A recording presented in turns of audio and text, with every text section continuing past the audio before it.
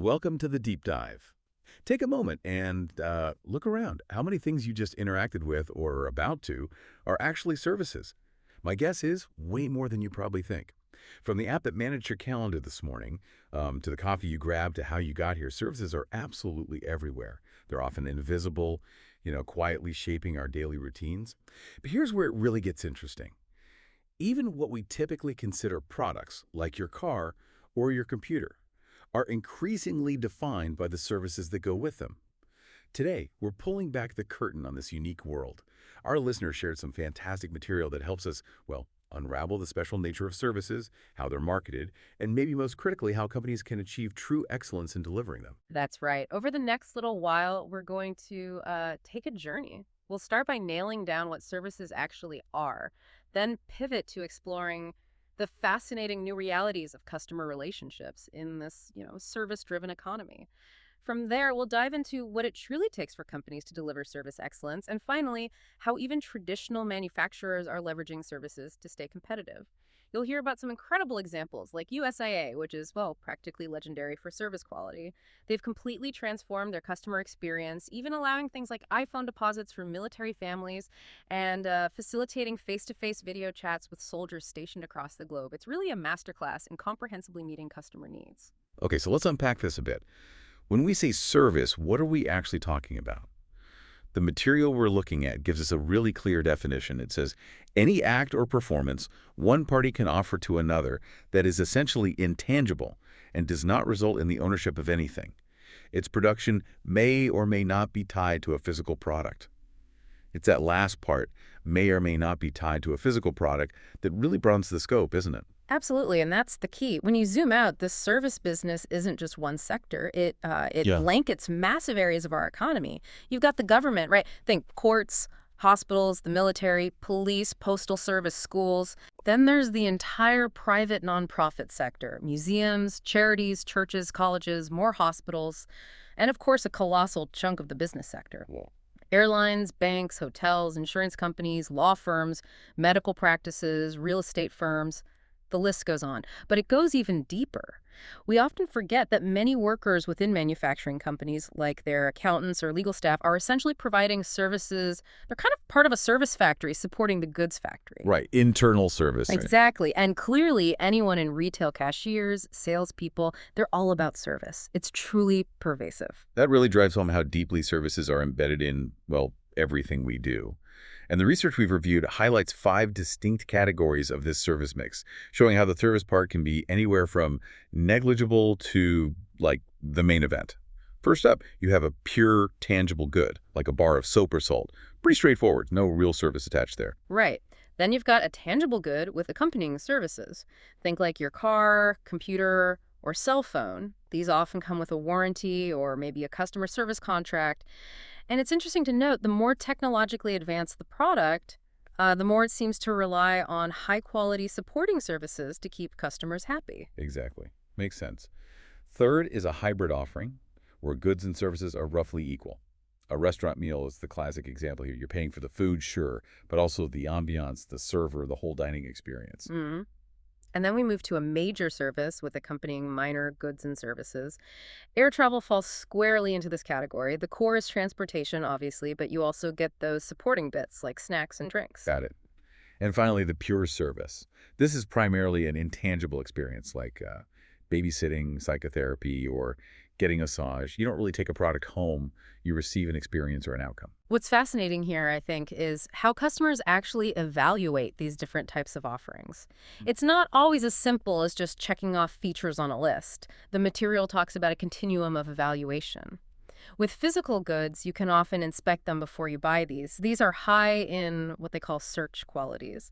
Think about comparing 2 pairs of shoes, maybe. Yeah, you can see and touch them. Exactly. But then you have experience qualities, things you can only really evaluate after you've purchased and used them. Like, how good was that new restaurant you tried? You have to actually try it to know for sure. Right.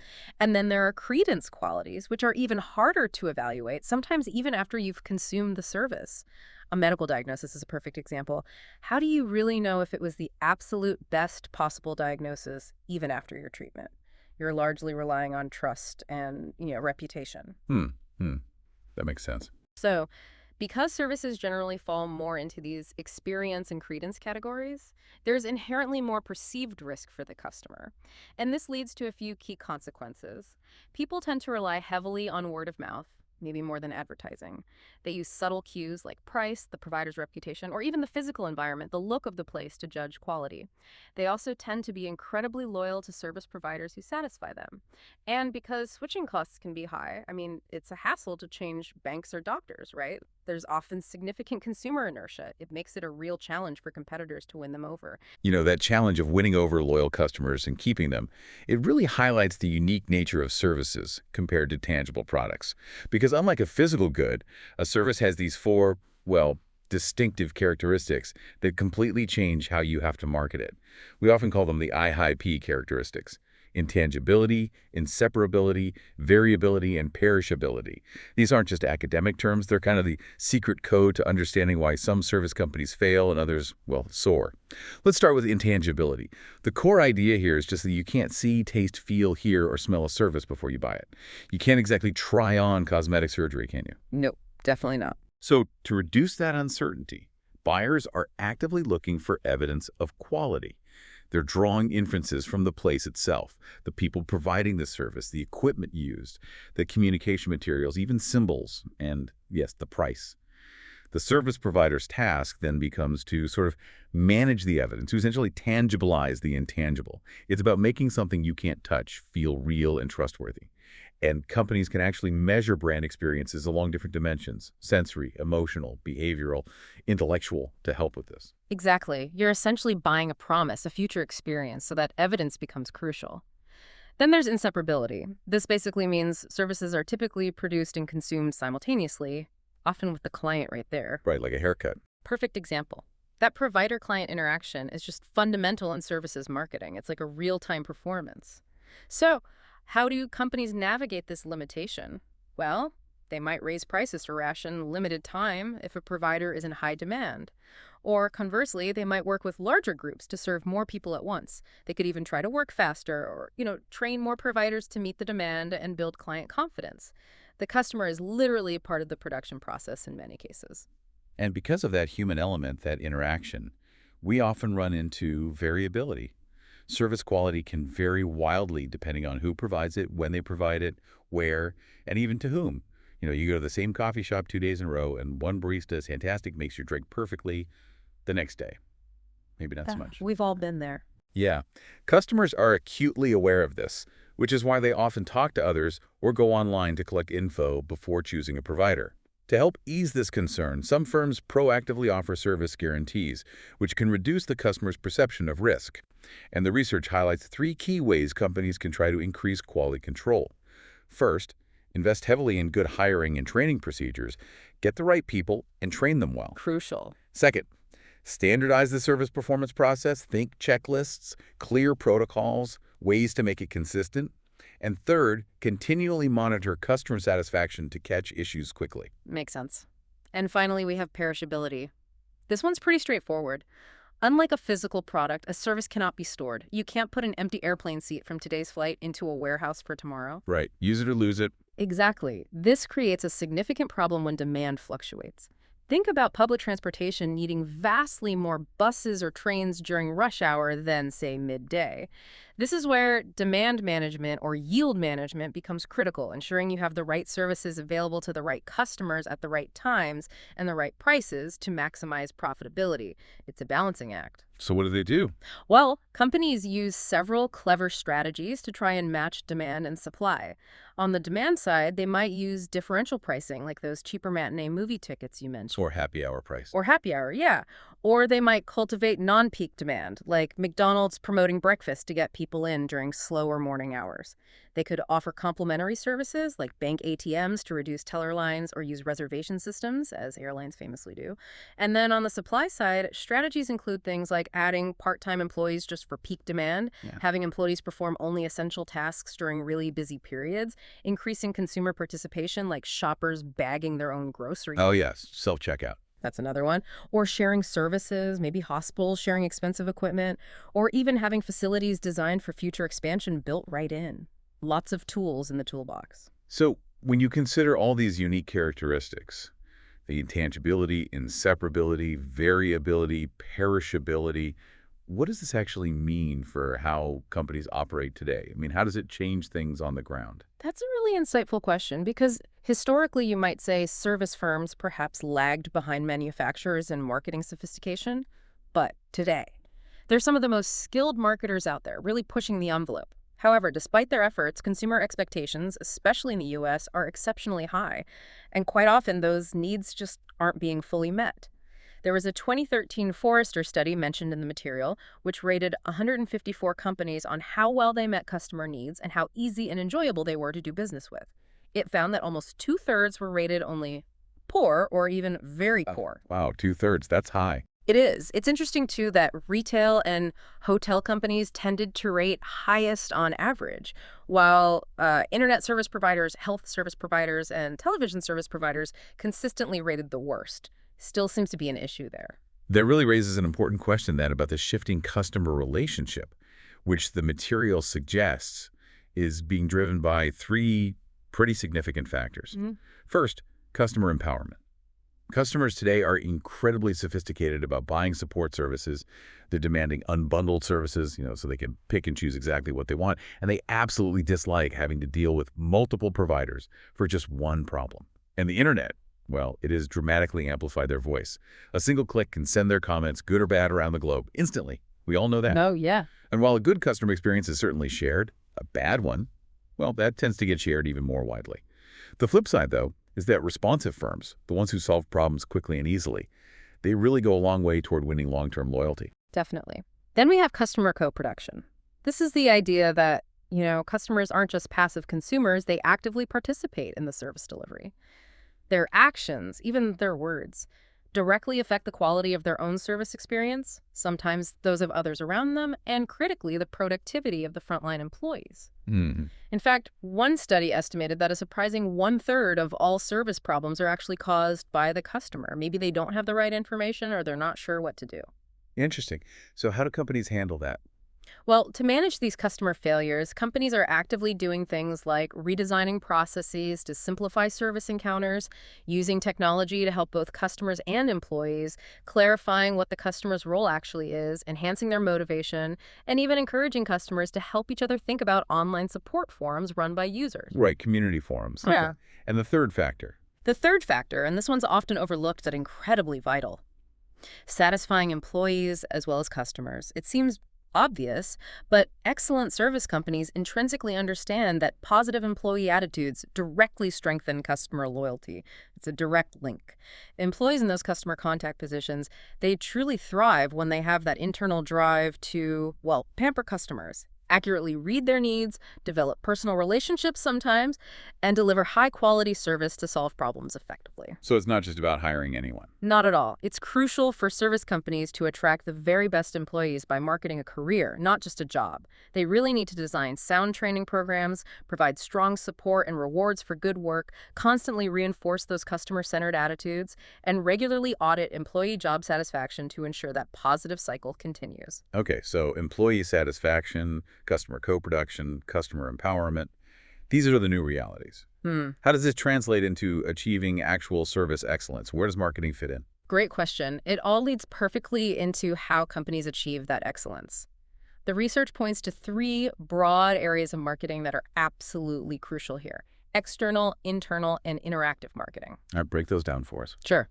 So external marketing is basically what you'd consider the normal marketing stuff: preparing the service, pricing it, distributing it, promoting it to customers, standard marketing activities. Right. Internal marketing is all about training and motivating your employees to serve customers well. The material makes a fascinating point here. Sometimes the most important contribution the marketing department can make is actually getting everyone else in the organization to practice marketing. So it's about culture. Exactly. Embedding that customer-centric mindset throughout the entire company, not just in the marketing department. Got it. And the third one? And then there's interactive marketing. This describes the employee's skill in actually serving the client, that moment of truth. What's important here is that clients judge service not just by its technical quality, like was the surgery successful, but also very much by its functional quality. Did the surgeon show concern and inspire confidence? The how as well as the what. Precisely. Teamwork is often key here, and delegating authority to frontline employees, empowering them, allows for greater service flexibility and adaptability.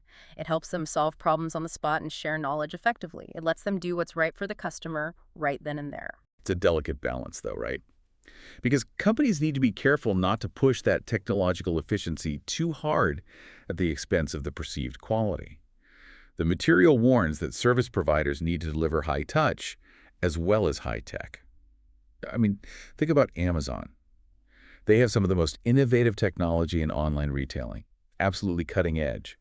But they also manage to keep customers extremely satisfied, even when a problem pops up, often without any direct human interaction needed for the resolution. They seem to have found that sweet spot somehow. They really have. And it's fascinating when you look at the common characteristics of these well-managed service companies, the ones that truly achieve marketing excellence. They almost always start with a clear strategic concept, meaning they are genuinely customer-obsessed, they have a crystal clear sense of who their target customers are, what those customers need, and they have a distinctive strategy designed specifically to satisfy those needs. So it starts with focus. Absolutely. And this customer obsession usually goes hand in hand with a history of strong top management commitment to quality. Companies like USIA, which we mentioned, and Marriott, for instance, they look at service performance metrics every month, right alongside their financial performance. It's given that level of importance. We're also seeing this increasing trend of high-level senior executives, maybe with titles like Chief Customer Officer or Chief Experience Officer, who have the actual power and budget to improve customer service across every single interaction point the customer has with the company. That makes sense. What else? They also maintain incredibly high standards. And it's not just about having standards, but setting them appropriately high. The research gives this truly eye-opening fact. It says a 98% accuracy standard, which, sounds pretty good on the surface. Yeah, 98% seems okay. Right. But it would actually result in 400,000 incorrectly filled prescriptions daily, or 3 million lost pieces of mail each day, or maybe no phone, internet, or electricity for 8 full days per year. Wow. Okay, that really puts high standards into perspective. 98% isn't good enough for some things. Not at all for critical services. Many top firms also employ profit tiers. This basically means they might coddle their biggest spenders, their most profitable customers, with special discounts, maybe better access, enhanced services, while the lower profit tiers might receive more fees or perhaps a more stripped-down service experience. However, companies have to be extremely careful here. Differentiating service levels like this can lead to significant customer backlash and reputation damage, especially today with social media amplifying everything. Yeah, you have to tread carefully there. Definitely. And of course, top firms rely on robust monitoring systems. They audit their own service performance and often their competitors on a regular basis. This involves collecting what they call voice of the customer measurements, doing comparison shopping, mystery shopping, sending people in pretending to be customers, using customer surveys, analyzing suggestion and complaint forms, having service audit teams, and really paying attention to customer letters and emails. It's about creating a constant feedback loop. And speaking of complaints. Right. Satisfying customer complaints is absolutely paramount. It's a pretty sobering statistic that, on average, something like 40% of customers stop doing business with a company after just one bad service experience. 40%, that's huge. It's massive. Companies that actively encourage complaints, make it easy to complain, and then empower their employees to fix situations on the spot, they actually tend to achieve higher revenues and profits in the long run. It pays off. And customers evaluate these complaint resolutions based on a few things. The outcome they receive, did they get what they wanted? The fairness of the procedures used, was the process fair? And the nature of their interpersonal treatment during the whole process, were they treated with respect?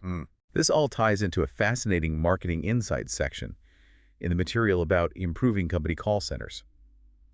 It seems firms have learned the hard way that empowered customers simply won't tolerate poor service there. It mentions the Sprint-Nextel merger, for example. Apparently, they initially ran their call centers purely as cost centers, even rewarding agents for short call times. Oh boy, bad idea. Yeah, predictably, that led to terrible employee morale and massive customer churn. They had to completely pivot, shifting their focus to rewarding actual problem solving, not just speed.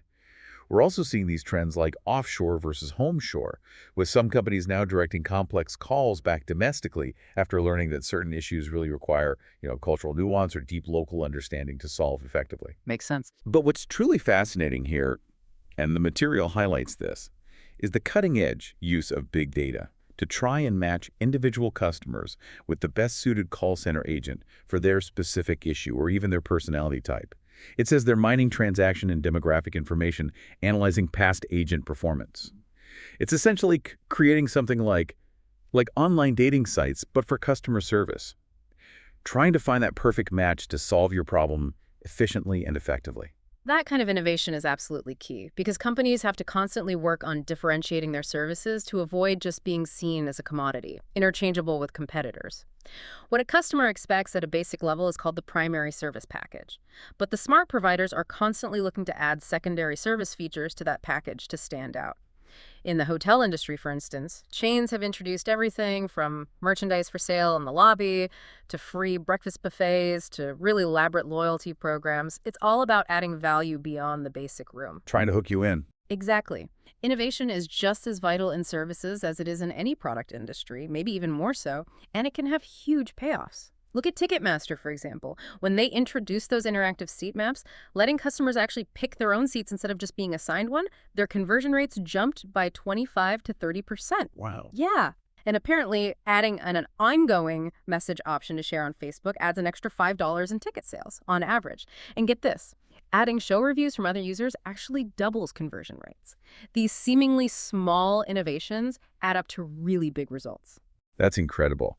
And, as customers, we're all forming our own ideas about service quality all the time, which brings us to the challenge of managing customer expectations and this thing called the service quality model. Customers form their service expectations from loads of sources, past experiences, what friends tell them, word of mouth, advertising, you name it. And disappointment, as we all know too well, happens if the perceived service falls below what they expected.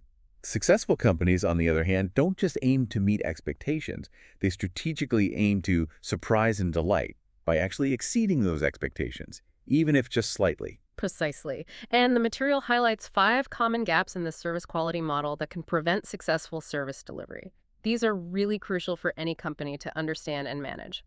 First, there's the gap between consumer expectation and management perception. This is where management just doesn't understand what customers truly want. For example, hospital administrators might think patients want better food, but maybe the patients actually care far more about how quickly nurses respond. They're focusing on the wrong thing. Okay, so they misunderstand the customer. Right. Second, the gap between management perception and service quality specification. Here, management might correctly perceive what customers want, but then they fail to set a clear, measurable performance standard. Like telling nurses to give fast service without actually specifying what fast means, say, within 5 minutes. It's too vague. Got it. Vague goals. Third, we have the gap between service quality specifications and actual service delivery. This happens when employees are maybe poorly trained or just incapable or perhaps even unwilling to meet the standards set. Or sometimes they might be held to conflicting standards, like being told to take time to listen to customers and serve them fast. Those can clash. Yeah, that's tough. Then there's the fourth one, the gap between service delivery and external communications. This is essentially overpromising and underdelivering. If a hospital brochure shows this beautiful, luxurious-looking room, but the patient arrives and finds it looks cheap and tacky, well, then the external communications have unfairly inflated their expectations. Setting them up for disappointment. Exactly. And finally, the fifth gap is between perceived service and expected service. Sometimes the consumer just misperceives the service quality, maybe due to their own biases or anxieties. A physician might repeatedly visit a patient just to show they care, but the patient, perhaps nervously, could interpret those frequent visits as a sign that something must be seriously wrong with them. Huh. So it's perception versus reality. It's truly a complex interplay of perceptions and actual delivery, isn't it? And based on this model, the researchers identified 5 key determinants of service quality. What are those again? Right, they found 5 key dimensions, and they listed them in descending order of importance to customers. They are reliability, can you depend on the service being performed correctly? Responsiveness, willingness to help promptly, assurance, knowledge and courtesy of employees, inspiring trust, empathy, caring, individualized attention, and finally, tangibles, physical facilities, equipment, appearance of personnel. Reliability first. Yeah. Makes sense. They also mentioned something called the zone of tolerance. Yeah, that's the idea that for each service dimension, customers have a range of performance they find acceptable, the zone of tolerance. Performance below that zone leads to frustration, while performance above it can lead to delight. You're not always aiming for perfection, just staying consistently within or slightly above that acceptable range on the things that matter most. Okay. And tying into convenience and often cost reduction, we're seeing many person-to-person service interactions being replaced by self-service technologies, SSTs. Think beyond just vending machines here. We're talking ATMs, self-pumping gas, self-checkout at hotels and supermarkets, online ticket purchasing. It's everywhere. Definitely. Now, while not all SSTs necessarily improve service quality from, say, a human interaction standpoint, they can definitely make transactions more accurate, hopefully more convenient and faster. And for the company, they can drastically reduce costs. For instance, one firm estimated the cost to answer a customer query through their call center was around $7, but handling it online via self-service cost only about 10 cents. That's a huge difference. Massive savings potential. Huge. But successfully integrating technology like this isn't just plug and play. It requires a thoughtful reengineering of the front office, identifying what people do best, what machines do best, and deploying them effectively together. And crucially, customers need a clear sense of their roles in this new process, how to use the tech properly. Right, you need good instructions or interfaces. Hmm. Okay, now let's shift our focus just a bit towards the end here. How do manufacturers of tangible products, physical goods, fit into this? They also have to provide crucial product support services, right? Absolutely. And it's a huge part of their business, often more than people realize. For some companies, like Caterpillar Tractor and John Deere I mentioned, a significant percentage of their overall profits actually comes from these services, parts, maintenance, repairs, not just selling the initial equipment. Interesting. And it's absolutely critical to remember that in today's global marketplace, companies that make a fantastic physical product but then provide poor local service support are seriously disadvantaged. It's viewed as a complete package deal now by most buyers, especially business buyers. So what are the main worries customers have about that product service? Well, traditionally, customers have three core worries about product service. First, they worry about reliability and failure frequency. How often is this thing going to break down? A farmer might tolerate a combine breaking down once a year, maybe, but not 2 or 3 times. That's just too much lost productivity and cost. Yeah, downtime hurts. Exactly, which leads to the second worry. Downtime. The longer the equipment is down, the higher the cost for the customer. So they heavily rely on the seller's service dependability, their ability to fix a machine quickly, or at least provide a loaner or a workaround. And the third. The third issue is out-of-pocket costs. How much the customer has to actually spend on regular maintenance and repair over the product's entire life. It's not just the purchase price, it's the total cost of ownership. And a savvy buyer, especially a business buyer, takes all these factors into consideration when they estimate the life cycle cost, right? Right. As essentially the product's purchase price plus the discounted cost of all its future maintenance and repair, maybe minus whatever discounted salvage value it might have at the end. Precisely. It's the total picture. So to provide the best support, manufacturers need to figure out which services customers value most and their relative importance. For expensive equipment, they often offer facilitating services like installation, maybe staff training, ongoing maintenance programs, repair services, and sometimes even financing options. They might also add what the material calls value-augmenting services, things that go beyond the product's core function but add extra value. And they can charge for these services in different ways too.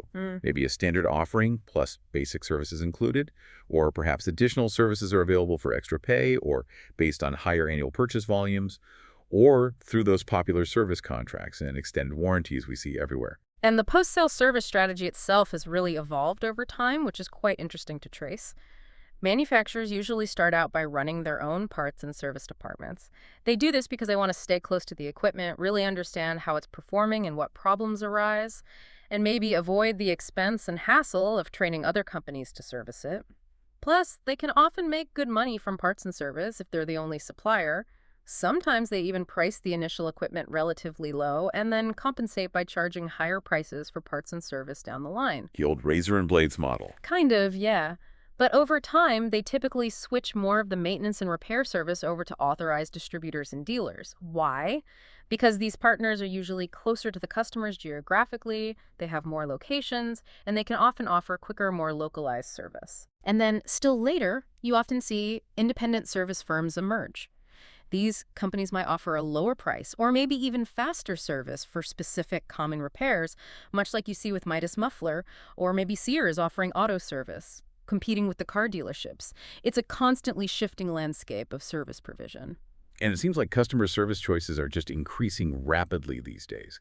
So equipment manufacturers increasingly have to figure out how to make money on their actual equipment independent of those service contracts, right? I mean, you mentioned new car warranties that now often cover 100,000 miles before customers start paying significant amounts for servicing. And the increase in disposable products, or maybe equipment that's designed to be never fail, also makes customers less inclined to pay, 2 to 10% of the purchase price every single year just for an annual service fee. That's a real challenge for them. Yeah. Plus, some business customers are finding it's actually cheaper to just hire their own on-site service people, taking that potential revenue stream away from the original manufacturer altogether. It's a continuous strategic puzzle for them to solve. So we've covered a lot of ground today, haven't we? We've really explored the expansive, often invisible nature of services, digging into their distinctive characteristics, that unique I-height blend of intangibility, inseparability, variability, and perishability. We've seen how the empowered customer is dramatically reshaping expectations, and we've uncovered many of the strategic approaches companies are taking, or maybe should be taking, to achieve excellence in this absolutely critical area of the economy. Exactly. I think what's crystal clear from all this is that services are definitely no longer just some add-on or an afterthought. They are a core differentiator and an increasingly vital profit driver across virtually all industries today. It's really where so much of the value is created and perceived now. So here's a final thought for you, our listener. Considering how pervasive services truly are in every aspect of our lives, from the digital apps we use constantly to the cars we drive, the restaurants we eat at, the healthcare we receive, what does this deep dive mean for how you will evaluate services in the future? Or perhaps how you might think about offering them in your own work or endeavors? Something to mull over. Thanks for joining us for this deep dive.